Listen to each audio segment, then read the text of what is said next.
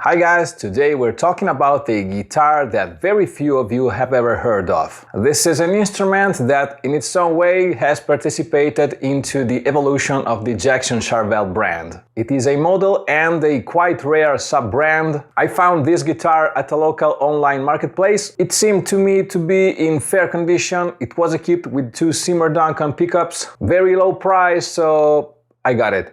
Guys, all these videos where I talk about my guitars are collected inside a playlist on my channel, which I leave you anyway somewhere above here and also in the description below. Before diving deep into this guitar, let me just say straight that only 10% of you guys watching these videos are subscribers. So please, if you like what I'm doing, consider subscribing to my channel. It's totally free. It costs nothing and it really helps me a lot growing on YouTube. It's just one click for you, but it totally helps me and supports what I'm doing. Thank you very much, guys.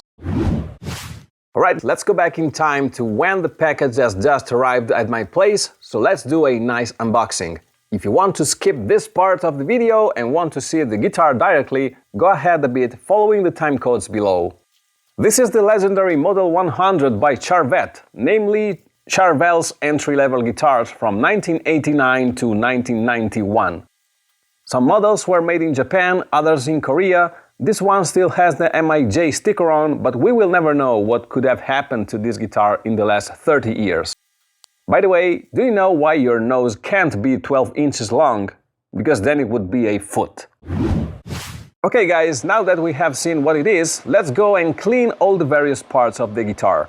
As you can see, I kindly asked that the guitar itself would be disassembled. When possible, I always advise you to do so, because in this way you avoid unnecessary risks during the shipment. So first, let's take a look at the neck, which is undoubtedly the most important thing about the guitar. The frets are very dirty, but they don't seem that worn out to me, so I don't think it's necessary to replace them. I'll just polish them with my fret razors. Let's begin putting some paper tape on the fretboard to prevent it from getting damaged while polishing the frets. The tape's glue will then pull away all the dirt that's on the wood grain. Oh, by the way, do you know what the pirate says when eating sushi? Ahoy! Pass me some soy! Now guys, let's take a look inside the truss rod cover and check out the machine heads too. I have the impression that in the past 30 years no one has ever adjusted the truss rod of this guitar. However, the neck seems straight and well aligned, so we'll check its relief later. The machine heads, on the other hand, I want to completely disassemble them and clean them with a degreaser. They are clearly the classic old Jackson Charvel's go-tos, and they are certainly not the best around, but they'll do their job. I will definitely lock the bridge because a guitar with a floating bridge but without the locking nut is a big problem, and so let's say these tuners will work fine. If you disassemble and reassemble your guitar's tuners, remember to tighten the screws and nuts well, because loose tuners are one of the main reasons your guitar goes out of tune. Oh, by the way, have you ever watched The Last of Us? People are making apocalypse jokes like there's no tomorrow. Now let's move on to the body, guys, and let's say that this bridge is definitely not among the best that ever existed, but let's also say that locking it completely will do its job, like a classic hardtail bridge. So we go to the back and open the bridge cavity. This bridge has certainly not been cleaned for some time. It has a lot of dust and dirt everywhere, but the most serious thing is certainly the rust that has begun to form between the saddles and the plate. Luckily, all it takes is a little degreaser and some 400 grit sandpaper to restore it to an acceptable state. Of course, guys, I know you can buy an aftermarket bridge for very little money online, but I want to remind you that I will use this guitar only as a test rig for cheap pickups. So there is not much point in spending money to replace its shabby parts. Oh yes, unfortunately, the lever of the bridge was not present inside the package, but I'm definitely not interested in it because I don't want this bridge to move a hair. Again, I will use the Jugaad method. My Indian subscribers know what I'm talking about. I will insert a simple threaded screw perpendicular to the block of the bridge in such a way that it always remains stationary. I know a block of wood would have been a nicer solution, but I prefer the speed over elegance. Oh, by the way, what did the green grape say to the purple grape? Breath, you idiot! Okay guys, now let's move on to the pickups. One of the reasons why I bought this guitar is because at a very low price it was already equipped with two Seymour Duncans, a humbucker and a single coil, which is actually a mini humbucker. I don't think we'll ever know what happened to the two original Charvel pickups. So as you can see from the video, the two Seymour Duncan pickups are a JB Junior SJB J1N single coil mini bucker and a JB SH4 humbucker. Not bad considering that this guitar costed me very little money. There is a little rust and dirt above the pickup magnets, so we can put some paper tape on the plastic and use a 400 grit sandpaper to polish them a bit. Oh, by the way, if you're still watching this video, you definitely liked the jokes. So let me tell you that 3.14% of sailors are pirates. Okay guys, now we'll have a look at the back cavity. Let's see what we find inside. I'm always a little scared to open these 30-year-old cavities because there really could be anything in them. And okay, luckily everything is in order, the connections are well sealed, and therefore I would say that we can proceed. In any case, the two knobs and the three-way blade selector switch seem just fine, so I'm just going to clean them. Do you know what's not right? Left. Okay guys, it's time to reassemble the neck and the body of the guitar together, and then slowly we begin to reattach the two parts. The legend says this guitar has a royal blue plywood body, maple neck and rosewood fingerboard. It could be, but we will never know. As you can see, the neck plate bears this 6-digit code, but it is not clear which year it refers to. However, it does not matter. Let's begin then to give some lemon oil all over the fretboard and clean it. Once this is done, let's take another rag and let's clean the body of the guitar. It's time to put new strings on the guitar and then go to play. Today I used the 10 to 52's light top heavy bottom D'Addario strings. I'm going to tune these to D standard. Okay guys, I'd say that now the guitar is really in excellent condition and so we can go and play it. By the way, what did the mermaid wear to her math class? An algae bra.